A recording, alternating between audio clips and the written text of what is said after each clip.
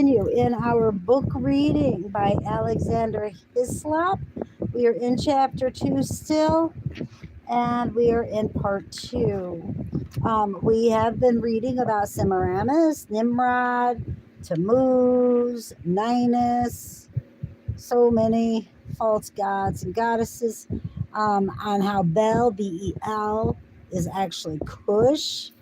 Um, the identity of Ninus and Nimrod is still further confirmed. And then you got, Semiramis, which is the wife of Ninus, and evidence received and additional development. So we got that. Let us dig right back into. Now with this, I switched over. That'd be right. But with this book reading, what I'm doing is there's so many footnotes at the bottom. So I'm reading a page and then I want to read the footnotes and then I go back to the actual writing in the book. I don't want to confuse anyone, but I believe it's so important for us to, dig in deep and get into these footnotes as well as read. So now I will shut up and begin to read. All right. Who is this god of fortification could be? Commentators have found themselves at a loss to determine. In the records of antiquity, the existence of any god, small g, of fortifications has been commonly overlooked, and it must be confessed that no such god, small g, stands forth there with any prominence to the ordinary reader. But of the existence of a goddess, small g, of fortifications, everyone knows that there is the amplest evidence. That goddess is Sibyl, who is universally represented with a mural or turreted crown or with a fortification on her head. Why was Rhea or Sibyl thus represented? Ovid asks the question and answers it himself, and the answer is this. The reason, he says, why the statue of Sibyl wore a crown of towers was because she first erected them in cities. The first city in the world after the flood, from whence the commencement of the world itself was often dated, that had towers and encompassing walls, was Babylon. And Ovid himself tells us that it was Semiramis, the first queen of that city, who was believed to have surrounded Babylon with a wall of bricks. Semiramis, then, the first deified queen of that city and tower, whose top was intended to reach to heaven, must have been the prototype of the goddess, small g, who first made towers and cities. When we look at the Ephesian Diana, we find evidence to the very same effect. In general, Diana was depicted as a virgin and the patroness of virginity. But the Ephesian Diana was quite different. She was represented with all the attributes of the mother of the gods, small g. And as a mother of the gods, she wore a turreted crown, such as no one can contemplate without being forcibly reminded of the Tower of Babel. Now, this towering bearing Diana is by an ancient scholiast expressly identified with Semiramis. When, therefore, we remember that Rhea or Sibyl, the tower-bearing goddess, was in point of fact a Babylonian goddess, and that Semiramis, when deified, was worshipped under the name Rhea, there will remain, I think, no doubt as to the personal identity of the goddess of fortifications. Down here, footnote. In our version, Allah Mahosium is rendered alternatively God of forces or God protectors. To the latter interpretation, there is this insuperable objection that Allah, A-L-A, is in the singular. Neither can the former be admitted, for,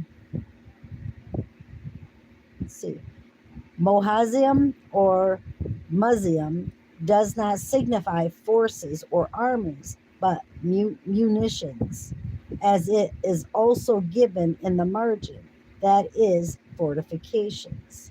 Stachys, in his lexicon, gives us the definition of mohaz in the singular.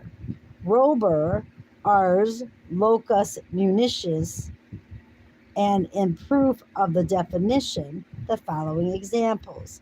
Judges chapter 6, verse 26, and built an altar to the Lord thy God upon the top of this rock, Mohaz in the margin, strong place. And Daniel chapter 11, verse 19, then shall he turn his face to the fort, Mohaz, of his own land. See also Genestus Lexicon, page 533. I kind of like to look up these lexicons and stuff and see if they're still around. Ovid, Opera, volume 3. Let's see. A scholist on the Perigenes of Dionysus. Piranesi of Dionysus, says Leonard, Nineveh and its remains, volume 2, page 480, note, makes Semiramis the same as the goddess Artemis or Desponia.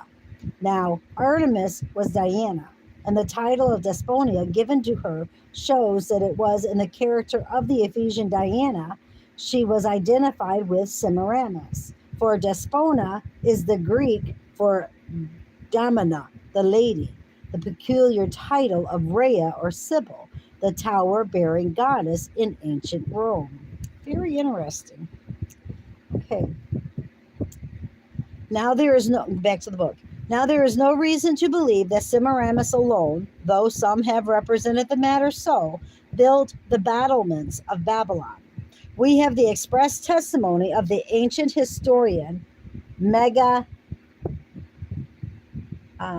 Megasthenes, as preserved by Abydenus, that it was Belus who surrounded Babylon with a wall, as Bel, B-E-L, the confounder, who began the city and Tower of Babel, had to leave both unfinished. This could not refer to him.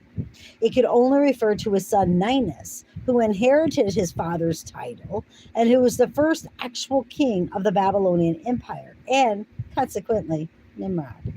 The real reason that Semiramis, the wife of Ninus, gained the glory of finishing the fortifications of Babylon was that she came in the esteem of the ancient idolaters to hold a preponderating position and to have attributed to her all the different characters that belonged or were supposed to belong to her husband. Having ascertained then one of the characters in which the deified wife was worshipped, we may from that conclude what was the corresponding character of the deified husband. Layard distinctly indicates his belief that Rhea or Sibyl, the tower crown goddess, was just the female counterpart of the deity presiding over bulwarks or fortresses, and that this deity was Ninus or Nimrod. We have still further evidence from what the scattered notices of antiquity say of the first deified king of Babylon, under a name that identifies him as the husband of Rhea and the tower-bearing goddess. That name is Kronos or Saturn.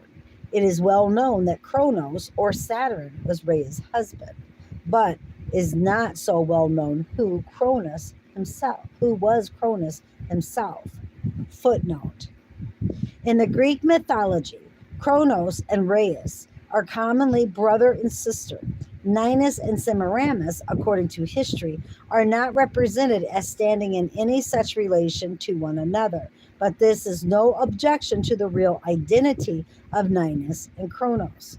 For first, the relationships of the divinities in most countries are peculiarly conflicting.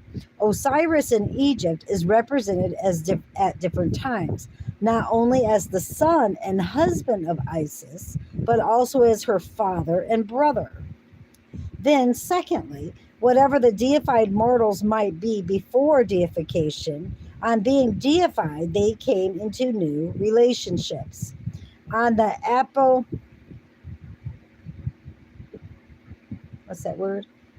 apotheses of husband and wife, it was necessary for the dignity of both that both alike should be presented as of the same celestial origin, as both supernaturally the children of God.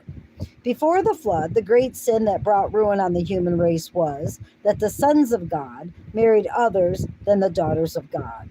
In other words, those who were not spiritually their sisters, Genesis 6, 2 and 3. In the New World, while the influence of Noah prevailed, the opposite practice must have been strongly inculcated for a son of God to marry anyone but a daughter of God, or his own sister in the faith, must have been a mesalliance and a disgrace. Hence, from a perversion of a spiritual idea came doubtless the notion of the dignity and purity of the royal line being preserved, the more intact through the marriage of royal brothers and sisters. This was the case in Peru, in India, and in Egypt. Hence, the relation of Jupiter to Juno, who gloried that she was sister and wife of her husband. Hence, the same relation between Isis and her husband Osiris, the former of whom is presented as lamenting her brother Osiris. For the same reason, no doubt, was Rhea made the sister of her husband Kronos to show her divine dignity and equality. Back to the book. Trace back to his original, that divinity is proved to have been the first king of Babylon. Theophilus of Antioch shows that Cronus in the east was worshipped under the names of Bel, B-E-L, or Baal, B-A-L. And from Eusebius, we learn that the first of the Assyrian kings, whose name was Belus, was also by the Assyrians called Kronos. As the genuine copies of Ebuus do not admit of any Belus as an actual king of Assyria prior to Ninus, king of the Babylonians, and distinct from him, that shows that Ninus, the first king of Babylon, was Kronos.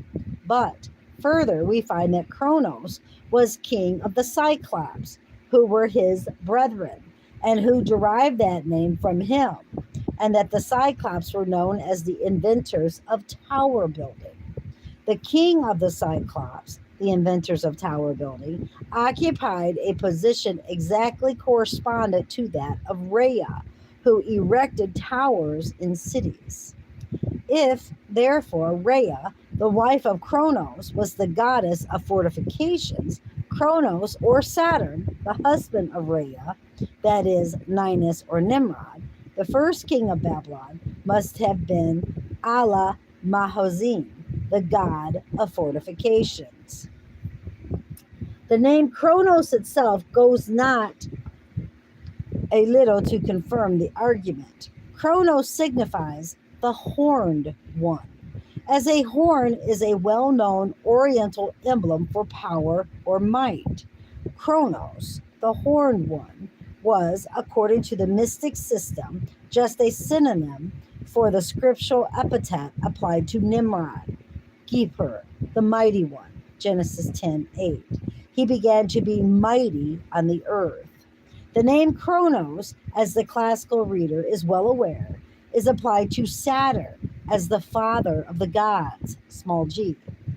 We had already had another father of the gods, small g, brought under our notice, even Cush, in his character of Bel, B-E-L, the confounder, or Hephaestus, the scatterer abroad.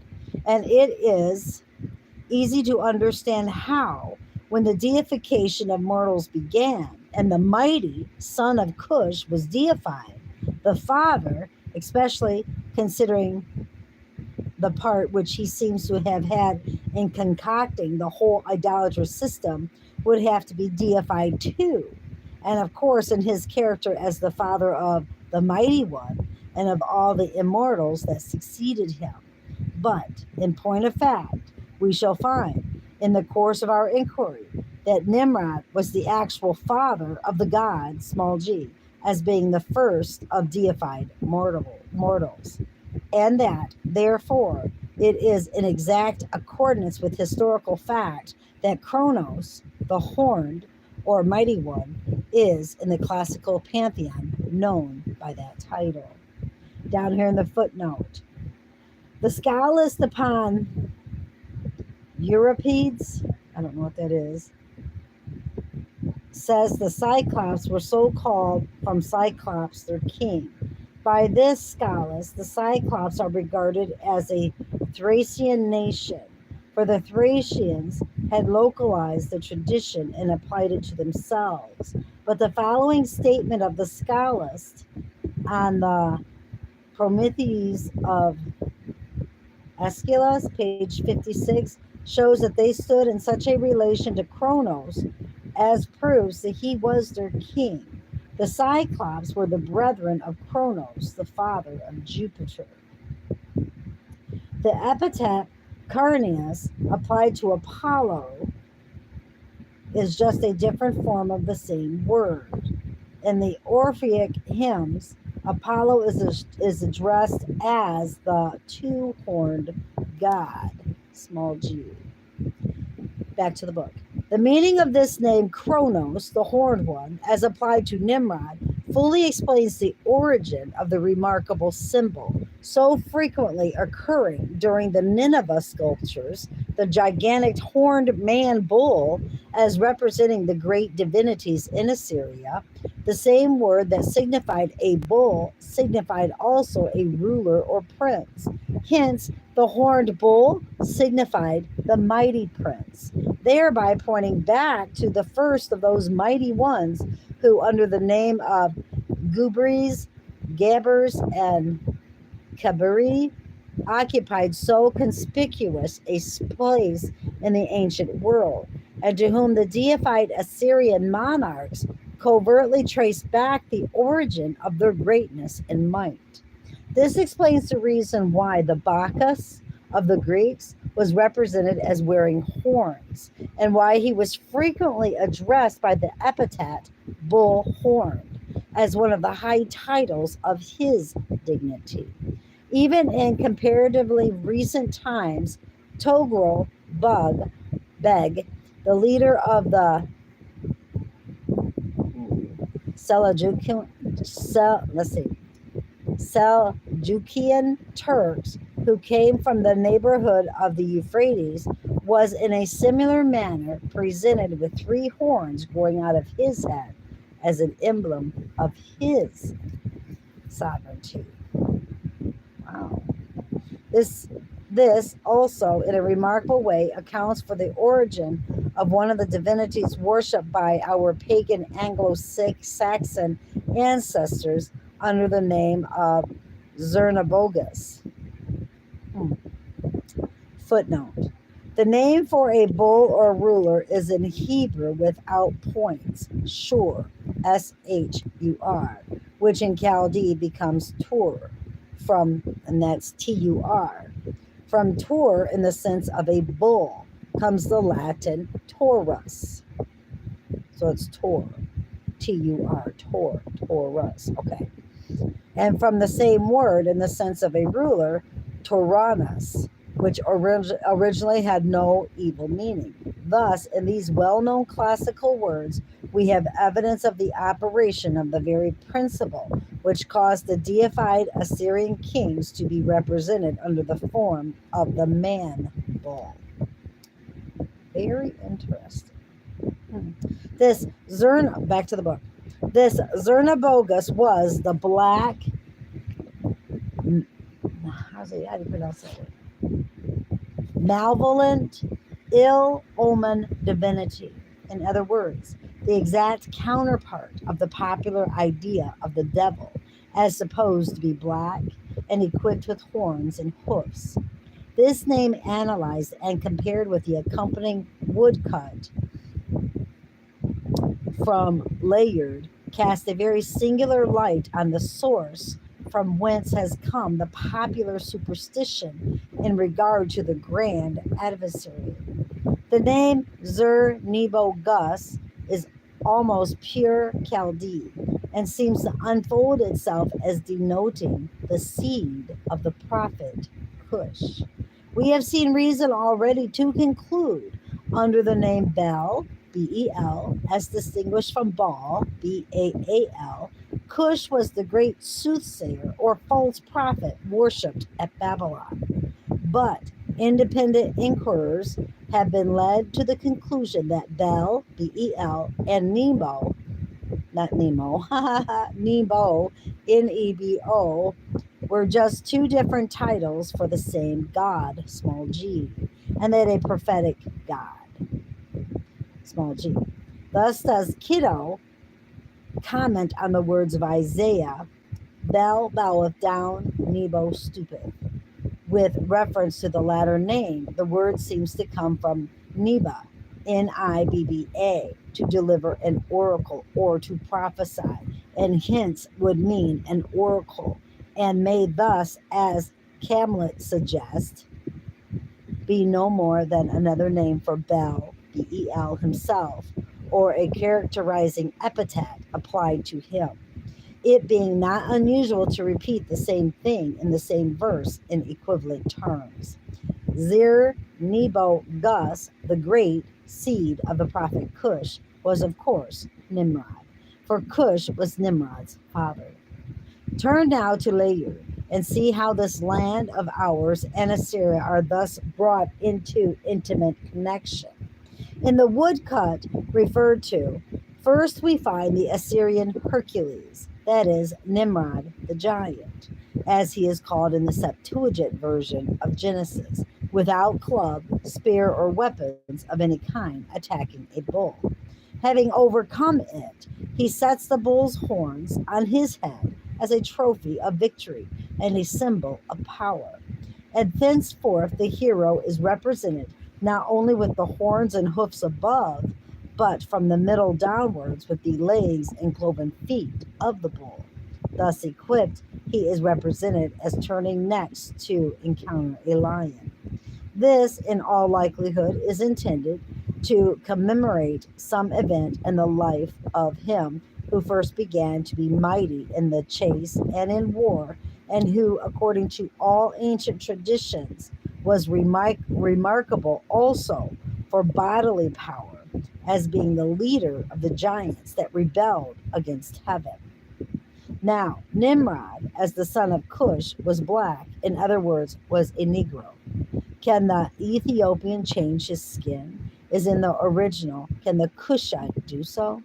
Keeping this, then, in mind, it will be seen that in that figure disentombed from Nineveh, we have both the prototype of the Anglo-Saxon Zir Nebo Gus, the seed of the prophet Cush, and the real original of the black adversary of mankind with horns and hoofs. It was in a different character from that of the adversary that Nimrod was originally worshipped, but among a people of fair complexion, as the Anglo-Saxons, it was inevitable that if worshipped at all, it must generally be simply as an object of fear. And so Kronos, the horned one, who wore the horns as the emblem both of his physical might and sovereign power, has come to be, in popular superstition, the recognized representative of the devil. How absolutely insane. In many and far severed countries, horns became the symbols of sovereign power. The corona, is it corona? Corona, the corona. That's why I'm sorry that just hit me. I feel stupid now. It's corona. All right. The corona or crown that still encircles the brows of European monarchs seems remotely to be derived from the emblem of might adopted by Kronos or Saturn, who, according to Pherecydes, was the first before all that ever wore a crown. Kronos. Right. The first regal crown appears to have been only a band in which the horns were set. From the idea of power contained in the horn, even subordinate rulers seem to have wore a circlet adorned with a single horn, in token of their derived authority. Bruce, the Abyssinian traveler, gives example of the Abyssinian chiefs thus decorated, in regard to whom he states that the horn attracted his particular attention when he perceived that the governors of provinces were distinguished by this headdress. In the case of sovereign powers, the royal headband was adorned sometimes with a double, sometimes a triple horn. The double horn had evidently been the original symbol of power or might on the part of the sovereigns. For on the Egyptian monuments, the heads of the deified royal personage would have generally no more than the two horns to shadow forth their power. As sovereignty in Nimrod's case was founded on the physical force, so the two horns of the bull were the symbols of that physical force. And in accordance with this, we read in Saint Jonathan, I don't know, that Astarte put on her own head a bull's head as the ensign of royalty. By and by, however, another and a higher idea came in, and the expression of that idea was seen in the symbol of the three horns. A cap seems in course of time to have come to be associated with the regal horns. In Assyria, the three-horned cap was one of the sacred emblems, in token that the power connected with it was of celestial origin. The three horns evidently pointing at the power of the Trinity. Still, we have indications that the horned band without any cap was anciently the corona or royal crown. The crown borne by the Hindu god Vishnu in his aviator of the fish is just an open circle or band with three horns standing erect from it, with a knob on the top of each figure. That is insane. Down here in the footnote, the two male figures on, the two females whom Kiddo has grouped with them are ladies of Mount Lebanon, whose horned headdresses Walpole regards as relics of the ancient worship of Astarte.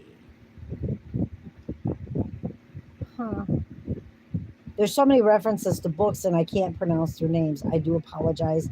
I can't even sound them out because I just can't. So please forgive me for my ignorance on that. Okay. Back to the book. All the avatars are represented as crowned with a crown that seems to have been modeled from this, consisting of a coronet with 3 points, standing erect from it, in which Sir William Jones recognizes the Ethiopian or Parthian coronet. The open tiara of Agni, the Hindu god, small g, of fire, shows in its lower round the double horn, made in the very same way as in Assyria, proving at once the ancient custom and whence that custom had come. Instead of the three horns, the three horn-shaped leaves came to be substituted, and thus the horn band gradually passed into the modern coronet or crown with the three leaves of the fleur de lis or other familiar three-leaved adornings. Among the Red Indians of America, there had evidently been something entirely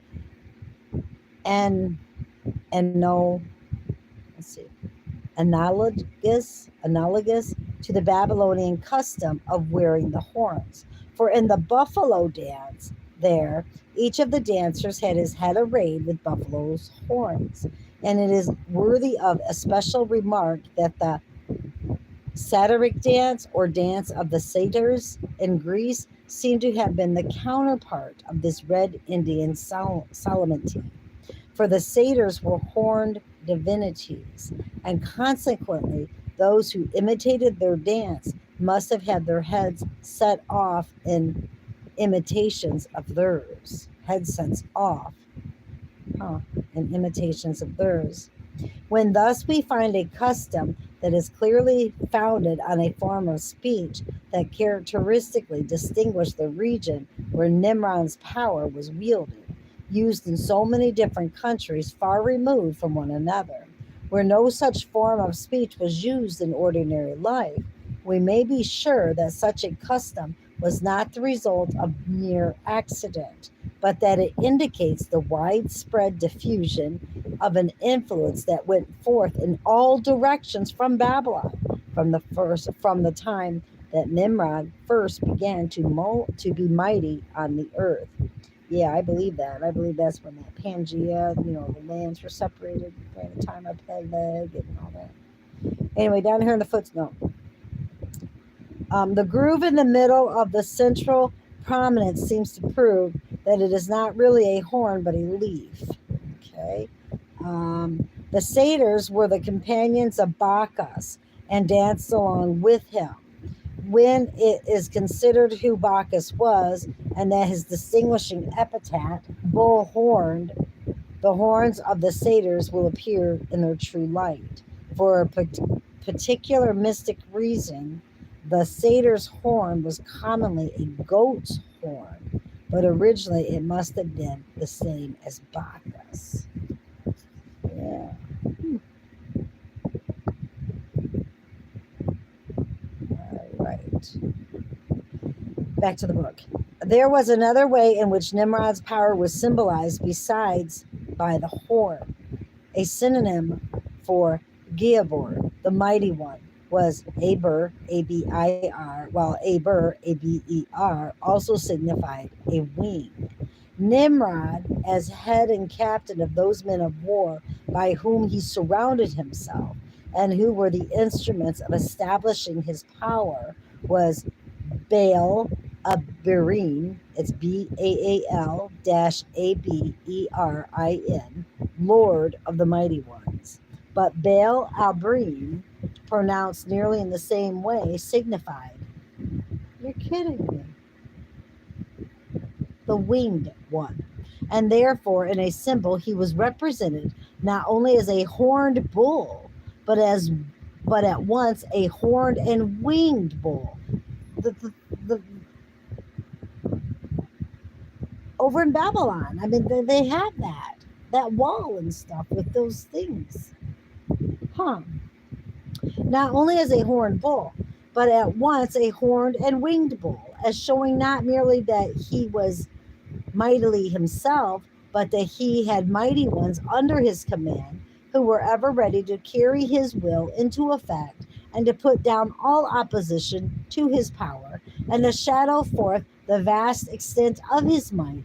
He was represented with great and wide expanding wings. To this mode of representing the mighty kings of Babylon and Assyria, who imitated Nimrod and his successors, there is manifest allusion in Isaiah chapter 8, 6-8. For as much as this people refuseth the waters of Shiloh that go softly and rejoice in Rezin and Remela's son, now therefore behold, the Lord bringeth up upon them the waters of the river, strong and mighty, even the king of Assyria and all his glory. And he shall come up over all his bank, and he shall pass through Judah, he shall overflow and go over. He shall reach even unto the neck, and stretching out of his wings shall fill the breadth of the land. O Emmanuel. When we look at such figures as those which are here presented to the reader, and that's those statues I was telling you about, with a great extent of expanded wing as symbolizing an Assyrian king, what a vividness and force does it give to the inspired language of the prophet? Yeah, absolutely. Absolutely. And how clear is it also that the stretching forth of the Assyrian monarch's wings that was to fill the breadth of Emmanuel's land, had that very symbolic meaning to which I have referred, the overspreading of the land by his mighty ones, or host of armed men, that the king of Babylon was to bring with him in his overflowing invasion. The knowledge of the way in which the Assyrian monarchs were represented and of the meaning of that representation gives additional force to the story of the dream of Cyrus the Great as told by Herodias. Cyrus, says the historian, dreamt that he saw the son of one of his princes, who was at the time in a distant province, with two great wings on his shoulders, the one of which overshadowed Asia and the other Europe, from which he immediately concluded that he was organizing rebellion against him. The symbols of the Babylonians, whose capital Cyrus had taken and to whose power he had succeeded, were entirely familiar to him. And if the wings were the symbols of sovereign power, and the possession of them implied the lordship over the might or the armies of the empire, it is easy to see how very naturally any suspicions of disloyalty affecting the individual in question might take shape in the manner related in the dream of him who might harbor these suspicions. Now, the understanding of this equivocal sense of Baal Abrim can alone explain the remarkable statement of Aristophanes that at the beginning of the world the birds were first created, and then off their creation came the race of the blessed immortal God, small g. This has been regarded as either an atheistical or nonsensical utterance on the part of the poet. But when the true key applied to the language, it is found to contain an important historical fact. Let it only be borne in mind that the birds, that is, the winged ones, symbolize the lords of the mighty ones. And then the meaning is clear, visual, that men first began to be mighty on the earth, and then that the lords or leaders of these mighty ones were deified.